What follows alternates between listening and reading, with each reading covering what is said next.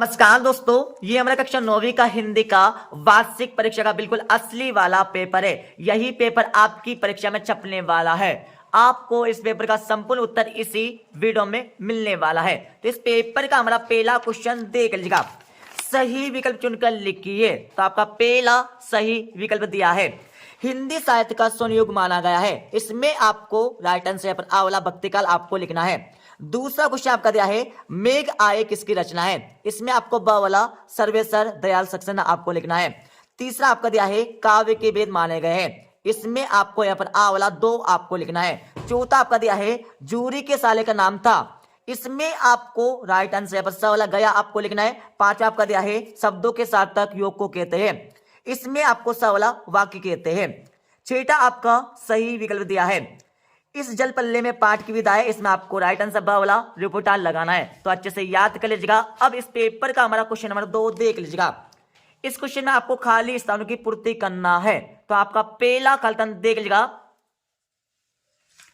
कैदी और कोयल दोनों ही खालतन देश के वासी है। इसमें आपको गुलाम लिखना है। दूसरा आपका खालतन देख लीजिएगा, छंद के अंतिम वर्णों की आवृत्ति खालतन कहलाती है। इसमें आपको तुक लिखना है। तीसरा आपका खालतन देख लीजिएगा, बौद्धिक शब्द का मूल शब्द खालतन है। इसमें आपको बुद्धि लिखना है। अब आपका चौथा खालतन देख लीजिएगा, जानवरों में गधा सबसे ज्यादा खालतन समझा जाता है। इसमें आपको बुद्धिहीन लिखना है। अब आपका पांचवा खालतन देख लीजिएगा, काली लहर कल्पना काली पंक्ति में खालतन अलंकार है। तो इसमें आपको यहाँ पर अनुप्रास लिखना है। अब आपका छठा खालतन देख लीजिएगा, रीढ़ का हड्डी एकांकी में कुल खालतन पात्र है। इसमें आपको 6 लिखना है। तो अच्छे से समझकर याद कर लीजिएगा। अब इस पेपर का हमारा क्वेश्चन नंबर 3 दिया है। इस क्वेश्चन में आपको क्या करना है, सही जोड़ी का मिलान करना है। तो यहाँ पर सही जोड़ी का मिलान कर लीजिएगा। पहला आपका दिया यहाँ पर विभीषिका का, इसमें आपको लिखना हो यहाँ पर भयंकरता आपको लिखना है। नैतिक का विलोम, इसमें आपको अनैतिक लिखना है। हरिशंकर बरसाए, इसमें आपको गड़ी वाला। प्रेमचंद के फटे जूते आपको लिखना है। अश्रु का तद्भव, इसमें आपको आंसू लिखना है। कबीरदास में आपको खवाले लिखना है। और सभी में आपको यहाँ पर वनलिंग छंद लिखना है। तो अच्छे से यहाँ पर सही जोड़ी का मिलान कर लीजिएगा। अब इस पेपर का हमारा अगला क्वेश्चन देख लीजिएगा। इस क्वेश्चन में आपको क्या करना है, एक शब्द का एक वाक्य में उत्तर लिखना है। ये आपकी परीक्षा में 6 नंबर के क्वेश्चन पूछे जाने वाले हैं। तो आपको पहला क्वेश्चन देख लीजिएगा, ज्ञान की तुलना किससे की गई है। तो ज्ञान की तुलना किससे की गई है, इसमें आपको लिखना होगा, ज्ञान की तुलना हाथी से की गई है। तो हाथी से आपको लिखना होगा। दूसरा क्वेश्चन आपका देख लीजिएगा, विस्तृत कलेवर वाले काव्य को क्या कहते हैं। तो दूसरे क्वेश्चन में आपको लिखना होगा, महाकाव्य कहते हैं। तो महाकाव्य आपको दूसरे क्वेश्चन का आंसर लिखना है। अब यहाँ पर तीसरा क्वेश्चन देख लीजिएगा, हिंदी का उपन्यास सम्राट किसे कहा जाता है। तो इसमें आपको लिखना होगा मुंशी प्रेमचंद। तीसरे क्वेश्चन में आपको लिखना होगा मुंशी प्रेमचंद आपको लिखना है। अब यहाँ पर चौथा क्वेश्चन देख लीजिएगा, लोक में प्रचलित उक्ति क्या कहलाती है। तो इसमें आपको लिखना होगा लोकोक्ति। क्या लिखना है, लोकोक्ति आपको लिखना है। अच्छे से आप लिख लीजिएगा और याद कर लीजिएगा। अब यहाँ पर पांचवा क्वेश्चन देख लीजिएगा, रीढ़ का हड्डी एकांकी किस समस्या पर आधारित है। तो इसमें आपको लिखना होगा एक सामाजिक समस्या। एक सामाजिक समस्या आपको 5वें क्वेश्चन का उत्तर लगाना है। अच्छे से लिख लीजिएगा और याद कर लीजिएगा। अब यहाँ पर छठा क्वेश्चन आपका दिया है, रेणु के प्रसिद्ध आंचलिक उपन्यास का नाम है। तो इसमें आपको लिखना होगा मेला अंचल। मेला अंचल आपको यहाँ पर 6ठे क्वेश्चन का उत्तर लगाना है। अब यहाँ पर अगला क्वेश्चन देख लीजिएगा। इस क्वेश्चन में आपको क्या करना है, सत्य एवं असत्य बताना है। ये आपकी परीक्षा में 6 नंबर का क्वेश्चन पूछे जाने वाला है। तो आपका पहला क्वेश्चन देख लीजिएगा, माखनलाल चतुर्वेदी की रचना साहित्य देवता है। तो बिल्कुल है, हमारा सत्य हो जाएगा। दूसरा क्वेश्चन आपका दिया है, प्रबंध काव्य में छंदों में पूर्वापर संबंध नहीं होता है। तो असत्य हो जाएगा। तीसरा आपका दिया है, लड़की की मां मर चुकी थी। तो यहाँ पर सत्य हो जाएगा बिल्कुल। और चौथा आपका दिया है, किरण शब्द का पर्यायवाची रश्मि है। तो बिल्कुल सत्य हो जाएगा। पांचवा आपका देख लीजिएगा, उमा से शंकर का विवाह हो गया था। तो बिल्कुल नहीं हुआ था, सत्य हो जाएगा। छठा आपका दिया है, कहानी गद्य की गौण विधा में आती है। तो बिल्कुल आती है, सत्य हो जाएगा। अब इस पेपर के हमारे 2-2 नंबर के क्वेश्चन देख लीजिएगा। हमारा छठा क्वेश्चन दिया है, छायावाद की आपको 2 विशेषता लिखना होगा। और इसके अति वाले क्वेश्चन में आपको प्रयोगवाद की 2 विशेषता लिखना है। अब यहाँ पर 7वां क्वेश्चन आपका दिया है, 8वां क्वेश्चन आप पर दिया है। इन सभी को आपको बता देंगे इस वीडियो के लास्ट में। अब इस पेपर का हमारा 9वां क्वेश्चन देख लीजिएगा। 9वें क्वेश्चन में क्या पूछा है, हठकड़ योग को गहना क्यों कहा गया। तो क्वेश्चन आपका देख लीजिएगा, कवित्री का घर जाने की चाहत से क्या तात्पर्य है। इसके बारे में आपको लिखना होगा परीक्षा में। अब यहाँ पर 10वां क्वेश्चन देख लीजिएगा, यमक अलंकार की परिभाषा उदाहरण से आपको लिखना होगा। और इसके अति वाले क्वेश्चन में आपको उत्प्रेक्षा अलंकार की परिभाषा उदाहरण से लिखना है। अब यहाँ पर 11वां क्वेश्चन देख लीजिएगा, महाकाव्य और खंडकाव्य में आपको 2 अंतर लिखना होगा और इसके अति वाले क्वेश्चन में आपको प्रबंध काव्य और मुक्तक काव्य में 2 अंतर लिखना है। अब यहाँ पर 12वां क्वेश्चन देख लीजिएगा, एकांकी की कोई 2 विशेषता लिखना होगा। अति वाले क्वेश्चन में आपको निबंध लेखन की 2 विशेषता आपको लिखना है। अच्छे से याद कर लीजिएगा और इन सभी के आंसर आपको बता देंगे इस वीडियो के लास्ट में। अब यहाँ पर 13वां प्रश्न देख लीजिएगा, मुंशी प्रेमचंद अथवा महादेवी वर्मा की कोई 2 रचनाएं लिखते हुए साहित्य में स्थान भी आपको लिखना है, तो अच्छे से याद कर लीजिएगा। अब आपका 14वां प्रश्न दिया है, कांजी हाउस में कैद पशुओं की हाजिरी क्यों ली जाती थी, इसके बारे में आपको लिखना होगा परीक्षा में। अथवा क्वेश्चन आपका दिया है, छोटी बच्ची को बैलों के प्रति प्रेम क्यों उमड़ आया, इसके बारे में आपको लिखना होगा। और 15वां क्वेश्चन आपका दिया है, लेखक ने तिब्बत की यात्रा किस वेश में की, लिखना होगा। अथवा क्वेश्चन आपका दिया है, किस घटना ने सालिम अली के जीवन की दिशा बदल दी, इसके बारे में आपको लिखना है परीक्षा में। अब इस पेपर का हमारा 16वां क्वेश्चन देख लीजिएगा, मुहावरे एवं लोकोक्ति में आपको अंतर लिखना है। अति वाले क्वेश्चन में आपको संधि एवं समास में अंतर लिखना है, अच्छे समझकर याद कर लीजिएगा।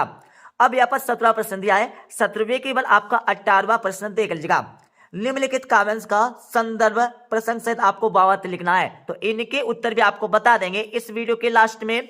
अब आपका 19वां प्रश्न देख लीजिएगा, निम्नलिखित गद्यांश की संदर्भ प्रसंग सहित आपको वाक्य लिखना है, तो इसका उत्तर भी आपको बता देंगे इस वीडियो के लास्ट में। इसके साथ इसका अर्थों वाला क्वेश्चन भी देख लीजिएगा, इसमें आपको सबसे पहले संदर्भ लिखना है, प्रसंग लिखना है, उसके बाद आपको वाक्य करना है।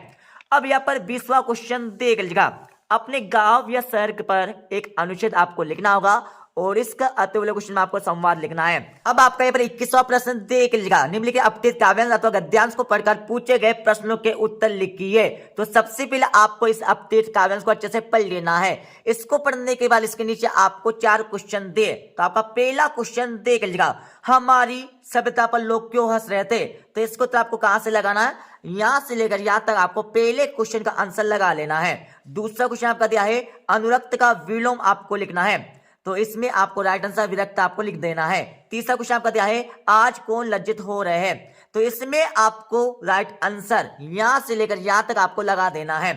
चौथा क्वेश्चन आपका दिया है, उपयुक्त गद्यांश अथवा काव्यांश का आपको शीर्षक लिखना है, तो इसमें आपको हमारी सभ्यता लगा देना है।